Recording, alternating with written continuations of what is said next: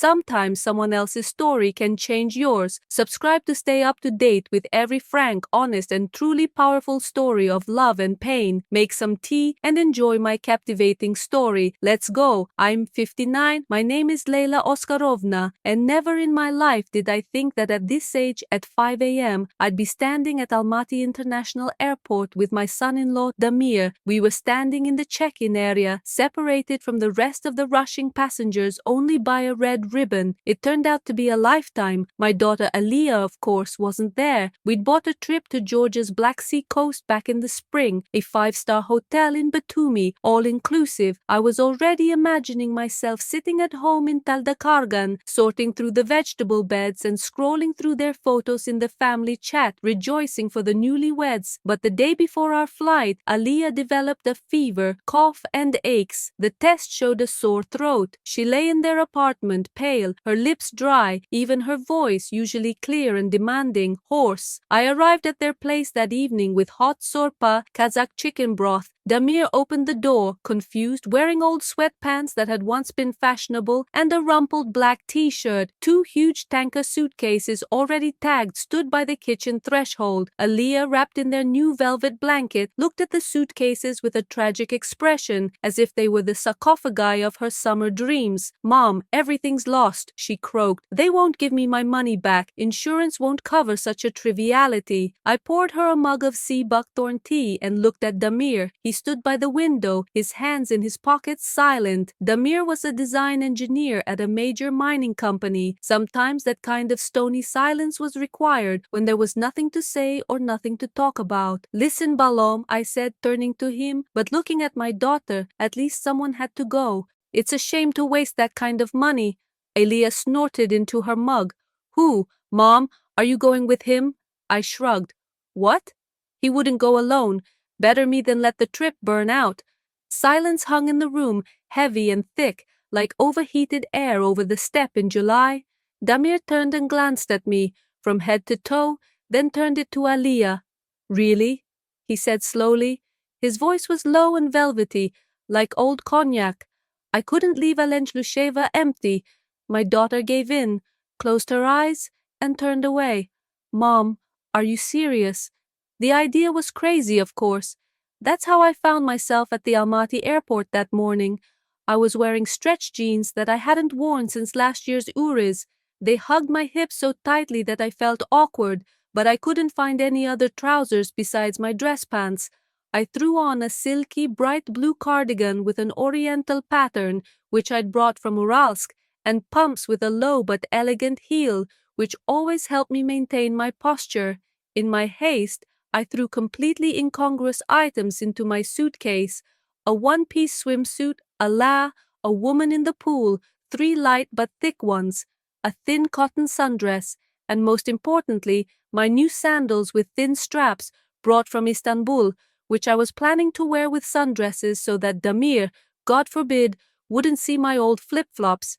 It was my small, stupid secret wish that he wouldn't see me as a complete grandmother. People were all around, couples, families with children, all with their significant others, and we, the mother-in-law, stood like an absurd but sturdy installation. Registration, security. Damir bought me coffee, handing me a cup that burned my fingers. "Hold on, Leila Oskarovna. 4 hours above the ground ahead." I smiled, trying to relieve the tension. Maybe it was just Leila. It felt somehow formal, as if you were giving me a report. He nodded, his dark eyes glittering. "Okay, Leila." We sat by the window, watching the planes, one after another, disappear into the sky, leaving behind white marks were visible. I finished my coffee, thinking it was all a dream. Yesterday, I was planning a canning trip to Taldakargan, and now I'm flying to Batumi with a man who's technically no one, but who's my daughter's husband. On the plane, I was seated 14F and 14G right next to each other. Damir immediately gave me the window seat. "You'll have a better view than the one next to you," he said. I giggled as I fastened my seatbelt, looking at his tense profile. "Until you start snoring, right? Keep in mind, I'm gonna kick you out." He smiled for the first time that morning, but it was restrained, just the corner of his lips. I promised to control myself. People around him were sitting down, taking out gadgets and pillows. I looked out the window. My heart was beating faster. The plane turned, settled onto the runway, the engines humming. I saw that the plane was tense, its shoulders slightly raised. "Are you afraid of flying?" I asked, trying to speak lightly. He shook his head, not taking his eyes off the seat in front of him. "I just don't like takeoffs." "Then it's fine." I placed my hand on his wrist, very lightly. "Everything will be fine."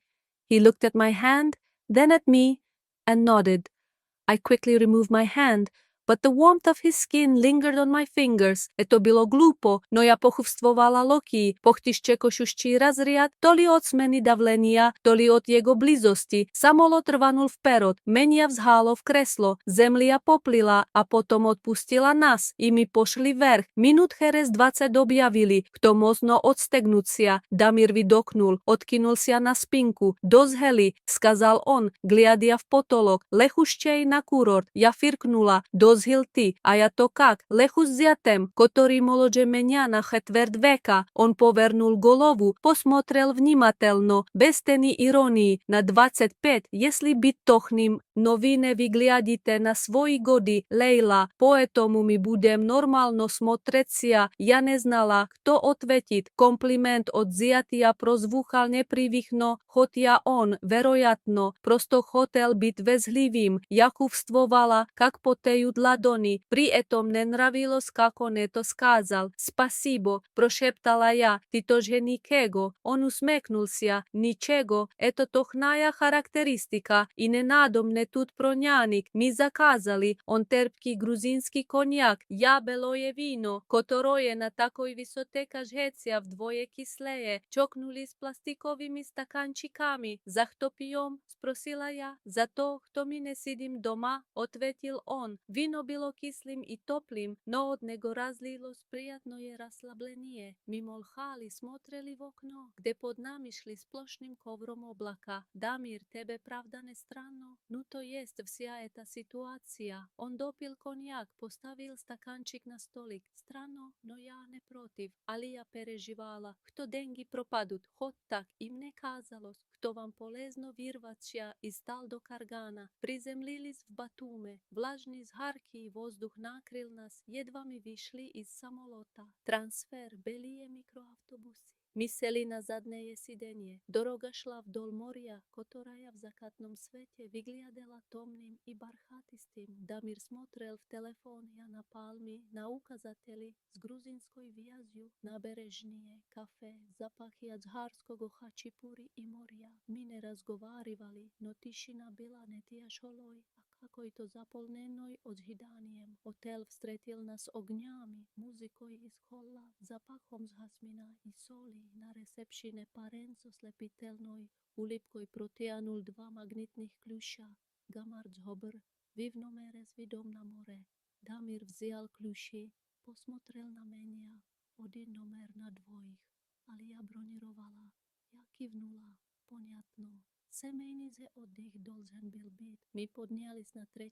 etáž. Nomer bol šoj, dvúspalná krovát, divan, balkon s vidom na Čornoje more. Ja ustanovila na poroge, odna krovát. Ja na divane, skazal Damir. Nesmejši, odvetila ja. Krovat bolšaja, my vzroslie ljudi. On ulibnulsia i na eto traz jego ulipka byla soveršeno odkrytoj. Vzroslie eto tohno. My zanesli chemodany. Ja prošla na balkon. Vdochnula vlažný solonovatý vzduch. Vnizu u basejna igrala tichaja muzika. Zveneli bokali. Damir vyšel sledom. Oblokotil sia na perilo riadom so mnoj. Lejla, skazal on ticho, jestli vám neudobno, ja pravda liagu na divane, ili poprošu raskladušku. Ja pokachala golovoj. Mne neudobno. A tebe, on pomolchal, naslaždaja s zapachom moria, ktorý byl pochty fyzichecky oščutým. Potom odvetil, mne to zhned, my stojím tut plechom k plechu i ja vpervije zagodne čuvstvuju nikakого napriadzenija i mne ljubopitno. Ja ponjala, kto je ta nedelja bude sovsem ne takoj, kak ja dumala. Mi razobrali vešči, on levую половину огромного шкафа, я правую, я повесила сарафаны, Дамир сложил футболки стопкой, все было так обидено и в то же время так странно, кто я похувствовала легкую nervózную дрожь. Первым делом я захотела на море, я dostala svoj starý zakrytý kúpalník, nabrosila sverchu tončejšie, pohty prozrachnie páreo, ktorá ja priviezla iz Dubaja s úzorom, imitírujúčim starie kazachskie kovry, na nogy nadela te samie tonkie bosonožky. Damir periodelsia v šorty i belую lňaную rubašku. On vzal polotence i po doroge k pliaču skazal, budem delat vid, kto vykrutaja businesswoman zastane, a ja vaš lichný pomožník i telohranitel. Ja podchvatila, neraz dumývaja, otlichno. Glavno je, kto by ty nezaigrival, ja po kontraktu toľko s molodými Turkami. On firknul, to kda ja budu menec herom po kokteliam i hranitelem vašich sekretov. Pliaž byl pohti pust, vecher, Damir prinos 2 koktelia sebe, Kuba Librimne bezalkoholný, no ochen aromatný, apirol spritz s lomtikom apelsina. On sel na lezhák, odpil, prišťuril zja na zachodящее солнце. Знаете, Лейла, сказал он вдруг.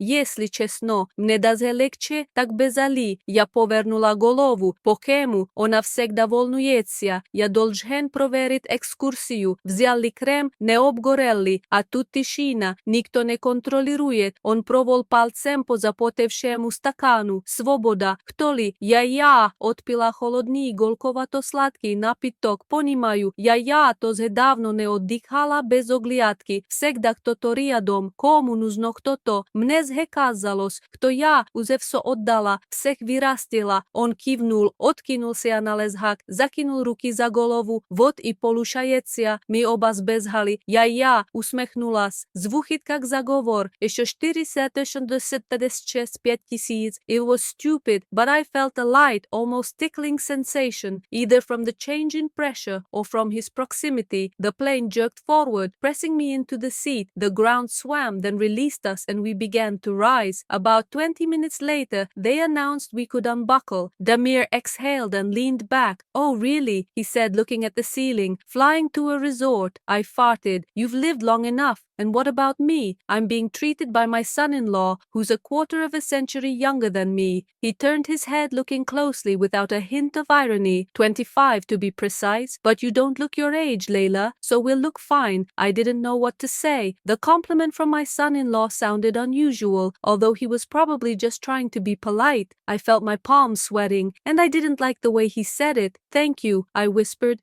You're not bad either. He chuckled. It's okay. That's an accurate description. And don't give me any lip service. We ordered. He ordered a tart Georgian cognac. I ordered a white wine, which seems twice as sour at this altitude. We clinked plastic cups. What are we drinking to? I asked. To not sitting at home, he replied. The wine was sour and warm, but it filled us with a pleasant sense of relaxation. We were silent, looking out the window, where a solid carpet of clouds passed beneath us. Damir, isn't it really strange for you? Well, the whole situation, that is. He finished his cognac and set the glass on the table. It's strange, but I don't mind. Aliyah was worried about losing the money, at least this way, and I thought it would be good for you to get away from Tal to Kargan. We landed in Batumi. The humid, hot air enveloped us as soon as we stepped off the plane. A transfer, white minibuses. We climbed into the back seat. The road ran along the sea, which looked dark and velvety in the sunset light. Damir looked at his phone, at the palm trees, at the signs with Georgian script, embankments, cafes, the smells of Ajarian khachapuri and the sea. We didn't talk, but the silence wasn't heavy, but rather filled with anticipation. The hotel greeted us with lights, music from the lobby, the scent of jasmine and salt. At reception, a guy with a dazzling smile handed over 2 magnetic keys. Gamar Jobar, you're in a room with a sea view. Damir took the keys and looked at me. 1 room for 2. Aliyah had booked it. I nodded. I see. It was supposed to be a family vacation. We went up to the 3rd floor. The room was large, with a double bed, a sofa, and a balcony overlooking the Black Sea. I stopped at the threshold. 1 bed. I'm on the couch, Damir said. Don't be ridiculous, I replied. The bed is big. We're adults. He smiled, and this time his smile was completely genuine. Adults, that's for sure. We carried our suitcases in. I walked out to the balcony and inhaled the damp, salty air. Down by the pool, soft music played. Glasses clinked. Damir followed me out and leaned on the railing next to me. Layla, he said quietly, if you're uncomfortable, I really will lie on the couch, or I'll ask for a fold-out bed. I shook my head. I'm not uncomfortable, and you? He paused, savoring the scent of the sea, which was almost tangible. Then he replied, neither do I. We're standing here shoulder to shoulder, and for the first time in a year, I don't feel any tension. And I'm curious. I realized this week would be completely different from what I thought. We unpacked. He took the left half of the huge closet. I took the right. I hung up the sundresses. Damir folded the t-shirts. Everything was so ordinary and at the same time so strange that I felt a slight nervous tremor. The first thing I wanted to do was go to the sea. I took out my old one-piece swimsuit and threw on a thin, almost transparent pareo, which I brought from Dubai with a pattern imitating old Kazakh carpets. On my feet, I put on those same thin sandals. Damir changed into shorts and a white linen shirt. He took a towel and on the way to the beach said, we'll pretend you're a cool businesswoman and I'm your personal assistant and bodyguard. I picked it up without thinking. Great, the main thing is that you don't flirt. I'm only contracted with young Turks. He flicked his tongue. Then I'll be your cocktail manager and keeper of your secrets. The beach was almost empty. Evening, Damir brought 2 cocktails for himself, a Cuba Libre for me, a non-alcoholic but very aromatic Aperol Spritz with an orange slice. He sat down on the lounger, took a sip and squinted at the setting sun. You know, Layla, he said suddenly, to be honest, it's even easier for me without Aliyah. I turned my head. Why? She's always worried. I have to check the excursion. Did I bring sunscreen and am I sunburned? And here it's quiet, no one supervising. He ran his finger along the frosted glass. Freedom or what? I sipped the cold, slightly sweet drink. I understand. I haven't had a relaxing holiday without looking back in a long time either. There's always someone nearby, someone to... I need something. I thought I'd already given everything, raised everyone. He nodded, leaned back on the lounger, and put his hands behind his head. So it turns out, we both ran away. I chuckled. Sounds like a conspiracy, or maybe that's true, he answered quietly, and I couldn't tell if he was joking or not. 20 minutes later, I took off my pareo, remaining in a one-piece but perfectly fitting swimsuit, and went to the water. Damir stood up after me. We waded in up to our knees. The water was warmer than the air, soft as silk. I leaned over and splashed some on my neck. He dove in head first, surfacing a few meters away, snorting. His hair stuck to his forehead. Living water, he shouted. I waded deeper, pushed off and swam slowly but surely. Damir swam alongside me on a parallel course. We turned around at the same time, returned to shore and dried off. Damir ordered another cocktail. This time, to my slight surprise, he brought me something bright, cherry red with gin. I didn't refuse. Layla, he said, do you regret agreeing? I swirled the straw in my glass, feeling the alcohol pleasantly relax my muscles. Not yet. What about you? He shook his head. Me too. It felt strange, but good. I nodded. Good. On the way to the room, his shoulder brushed mine. It was an accident, but the warmth from our contact lingered all the way to the elevator. In the room we parted ways. I went to the bathroom. He waited by the window, looking out over Batumi at night. I washed off the salt and changed into a light, flowing lilac dress. It worked. He was ready. Light trousers, a short-sleeved shirt. Damir looked at me, and his gaze lingered on my sandals and ankles. You look very beautiful, Layla. Your style is very sophisticated. I shrugged. Thank you. You're not bad either. We went down to the restaurant and found a table. The waiter brought menus. Damir ordered a dry white Georgian wine. We clinked glasses wordlessly, ate dinner, chatted about trivialities, about the excursions we'd take. But under the table, our knees sometimes almost touched, and I felt it with every cell of my skin.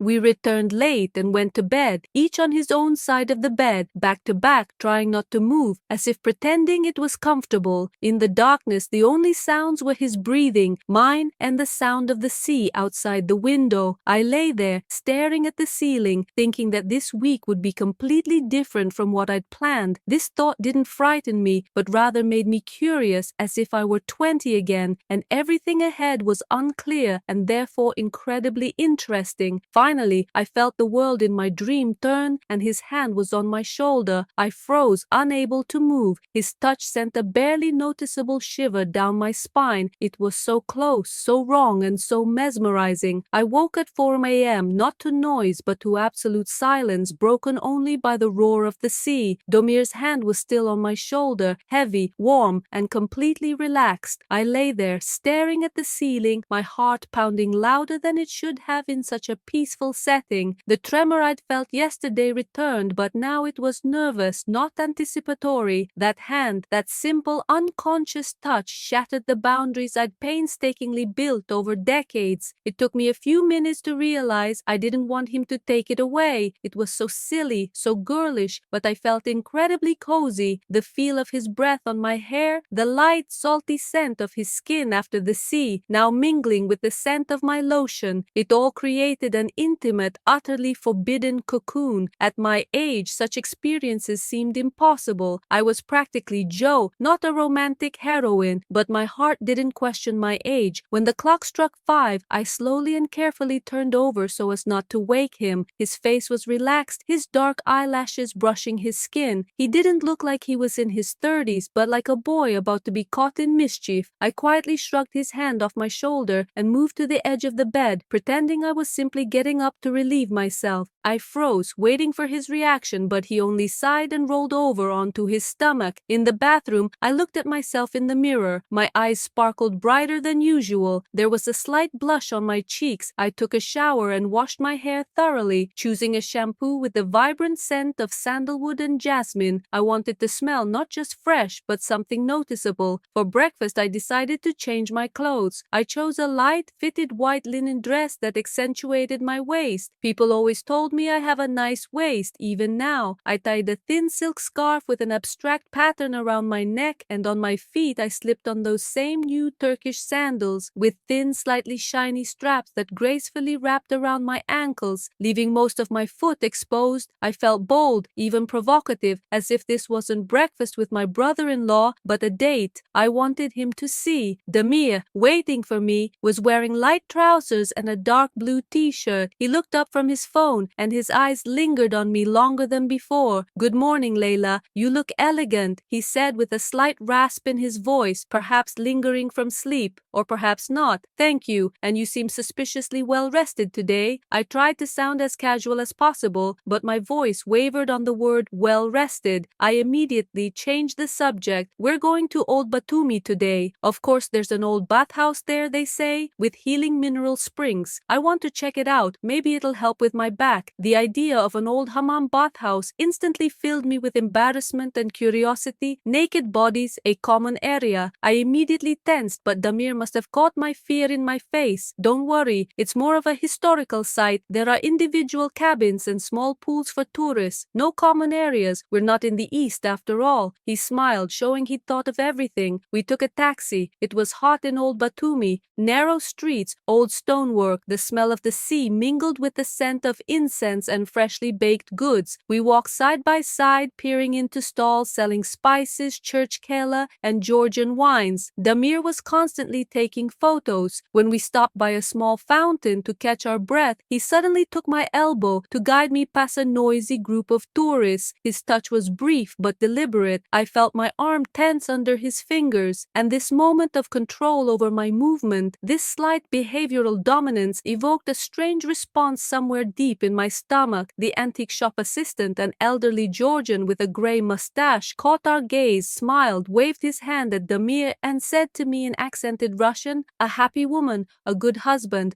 young and caring. You are a very beautiful couple, madam." Damir, instead of waving me off, simply nodded and smiled at the assistant, gently squeezing my hand as if confirming his words. I felt the color rise in my cheeks. "Why didn't you fix it?"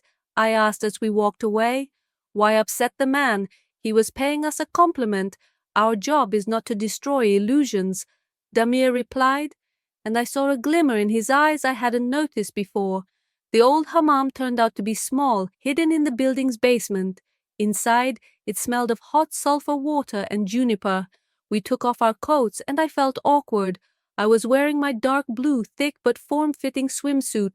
Damir was waiting to enter the pool area, a bath towel draped over his shoulders. When I stepped out, he looked at me, and this time his gaze was long and appraising. The swimsuit didn't reveal anything unnecessary, but it hugged my chest, waist, and hips tightly, emphasizing curves I had long since ceased to notice. He said slowly, "It's a good thing you didn't wear anything from the Soviet collection. I was trying to live up to your status as your bodyguard," I replied. Though my insides sank under his intense gaze, we entered the small steam room. Hot, humid air immediately embraced us, enveloping us. It was hard to breathe, but pleasant. We sat on a stone bench separated by just a few centimeters. Damir threw his head back. Beads of sweat trickled down his neck. I looked at his strong collarbone, the way his shoulder muscles tensed, and felt the steam soften my skin. In this damp semi-darkness, where only our uneven breaths and the murmur of the water were audible, there was no mother-in-law or son-in-law. There was simply him and me breathing. We emerged warmly and plunged into the cool pool. The water felt icy after the steam room. "How's your back?" I asked. He surfaced, tossing his wet hair back with pleasure. "It felt better. It was worth your while agreeing. This water works wonders." He swam next to me. His body glided effortlessly through the water, demonstrating strength and youth.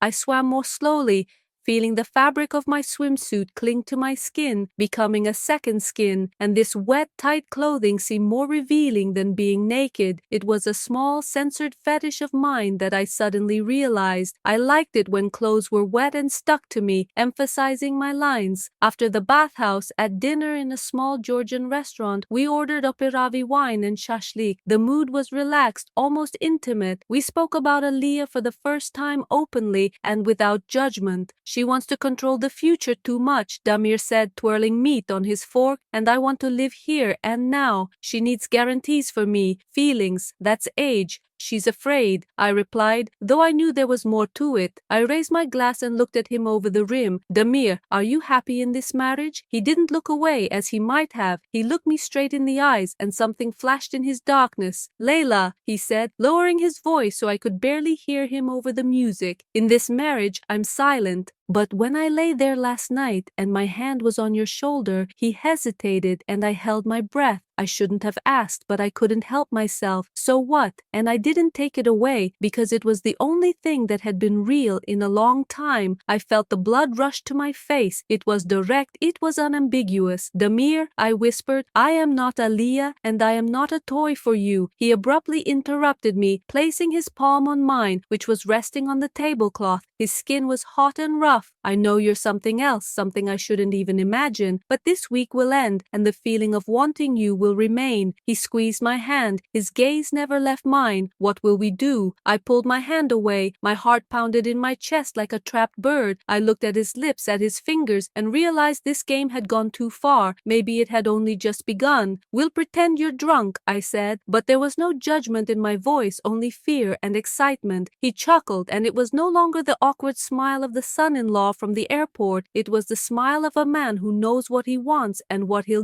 get. "Okay, I'm drunk, but that doesn't change the fact that tomorrow I'll wait for you on the same beach to watch the sun touch your skin." I stayed up until dawn. Damir's words, his hot, rough palm on mine, his smile, it all played over in my head. He didn't just say he didn't remove his hand. He said he wanted me, straight out, without euphemisms, without fear. It wasn't a hint, but a challenge I'd thrown down myself. I stood up just as the sky was beginning to open. For the first time in a long time, I felt desired, and the sensation was intoxicating. It mixed with a disgusting sense of guilt toward Aliyah, but the excitement won out. I went out to breakfast wearing a light, almost transparent kimono robe over my head. Nothing. I carried the beach bag I'd prepared the night before. Damir was already sitting at the table, drinking coffee and looking completely unperturbed, as if yesterday's conversation about desire and drinking had been a dream.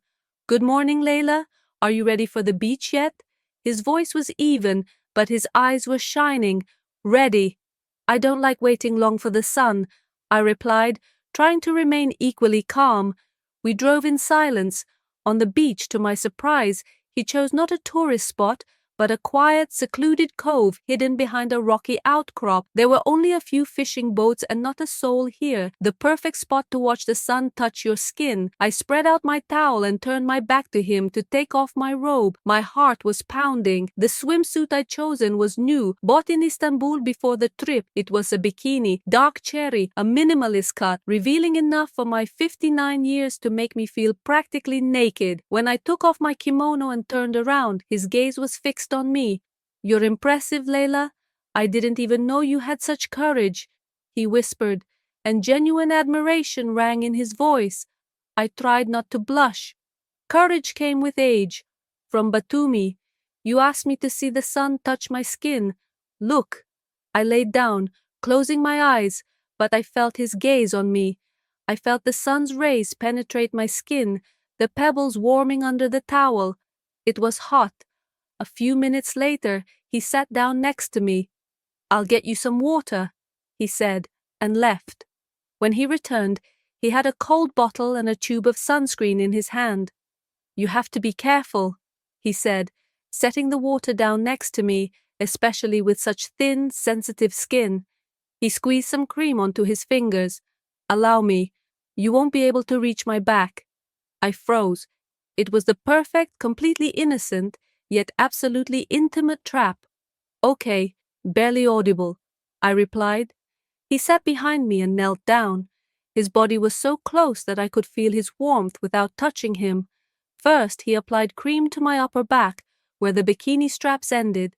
His touch was professional, strong, yet surprisingly gentle, a massage, but then his palms moved lower to my lower back and lingered there. His breathing became uneven. "Do you know what I was thinking about last night?" His voice was low and hoarse. "And about what?" My voice wavered. I couldn't breathe. "About how you smell, a mix of sandalwood, jasmine, and the sea. And about how Aliyah doesn't need a man. She needs a business partner, and I need a woman." He ran his hand along the curve of my waist. His fingers barely caught the edge of my bikini. This wasn't about sunscreen anymore. This was a confession. I turned sharply on my elbow to look him in the eyes. He was a millimeter away from me. His eyes were dark. There was no telepathy, no guilt, only determination. "Damir, if you do this now, there will be no turning back." He didn't respond. He simply leaned over and kissed me. It wasn't a son-in-law's kiss, not a polite kiss.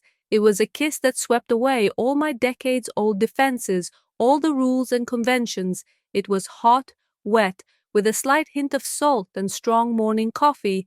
His lips were demanding, and his hand, which he immediately placed on my neck, pulling me toward him, was strong. My hands reached for his face of their own accord, running my fingers through his hair, wet from his bath. When he pulled away from my lips, we were both breathing heavily. I looked at him, and for the first time in my life, I didn't care what happened next. It wasn't from the drink. He breathed. "I know," I replied, and kissed him again, this time myself. After our kiss on the beach, the world around me didn't collapse. It simply shrank to the size of one bay, one towel, and one man, who was looking at me in a way no man had in the last 20 years. I felt the pebbles digging into my back through the fabric of my bikini, but the pain was pleasant, grounding. "There's no turning back," I repeated, but without fear, with the feeling of finally having found freedom. "And there's no need," Damir whispered.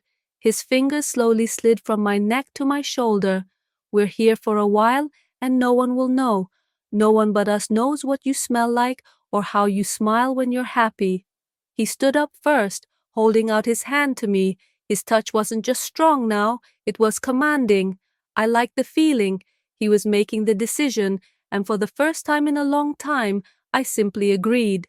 We packed in silence.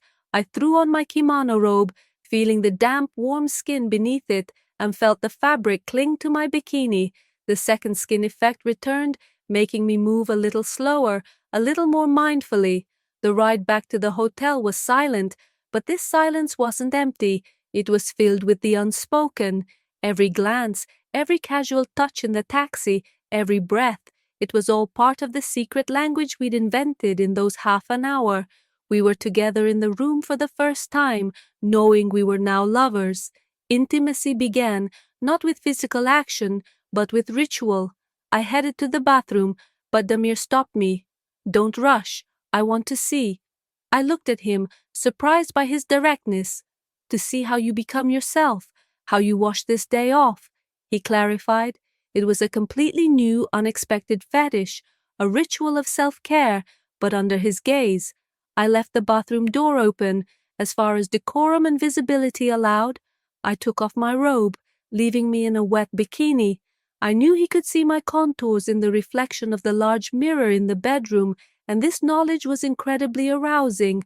I took off my swimsuit and grabbed some pomegranate mint-scented shower gel, specially purchased in Istanbul. I wasn't just washing myself, I was performing a dance of cleanliness and freshness for him. I carefully massaged my feet and calves, rubbing scrub into my thighs, trying to make my skin as smooth and silky as possible. I wanted his hands to feel only tenderness. This was my offering. When I emerged, wrapped in a large snow-white towel, Domir was lying on the bed. He didn't look at me, but I felt as if he knew my every move. "I've prepared your clothes," he said quietly. My flowing lilac silk dress, the one I'd worn last time, lay on the sofa, completely overwhelmed by my favorite lace stockings, which I'd hidden at the bottom of my suitcase. It was my personal little fetish, one I'd never told anyone about. Stockings always gave me a sense of power, no matter my age. "Where are you from?" I was unpacking. I thought I shouldn't have seen them. He stood up, came over, and picked up the stockings. The thin black lace slid over his fingers. "But that's such a detail, Layla, a detail that says more about you than anything else. Put them on, go put them on for me." I felt the blood rush to my head. No one had ever asked me to do this with such a demand. I went into the bathroom and pulled on the stockings, feeling the thin lace cling to my legs, the belt fastening tightly. I put on a dress that now seemed too light, too airy, too concealing. When I came out, he was standing by the window. He turned slowly, his gaze sliding from my sandals.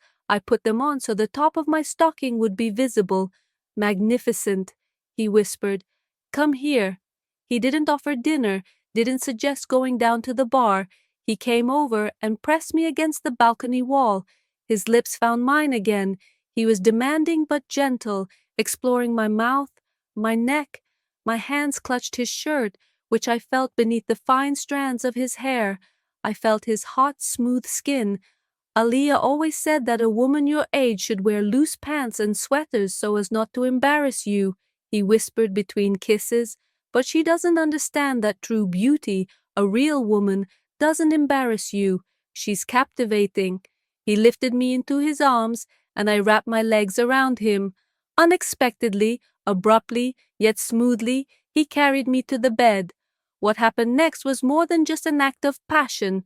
It was a dialogue of bodies conducted very quietly, very consciously. It was dark, only the moonlight from the window cast silver trails on the floor. Everything between us boiled down to touch, breath, and scent. He studied my hands, my knees, my waist with such attention, as if he were looking at a treasure map. I stroked his hair, his cheek, feeling the light stubble. It was absolute intimacy, built on tenderness and conscious contact. Every touch, every movement was slow, so I could feel him and he could feel me. It was a censored exploration. We explored each other through skin, through warmth, through the quiet moans that escaped our lips. At some point, when we both froze, his lips found my ankle, where the stocking ended. It was the final confirmation that he saw and accepted me completely, my little secrets included. After this long, incredible, and silent pact, we lay side by side, covered with a sheet. I buried my face in his shoulder. There was no snoring in his breathing, only an even, soothing force. "I won't forget you, Layla," he said, and it wasn't a promise or a threat. It was a statement of fact. I thought about how in 2 days we would return to Almaty. He put the necklace in my toldekargan near the garden beds and preserves. "But I'll come back a different woman. I'll come back a woman who knows there's a fire within her and that someone has seen it. And this knowledge will be my secret weapon. And you, me," I whispered, "you won't forget me."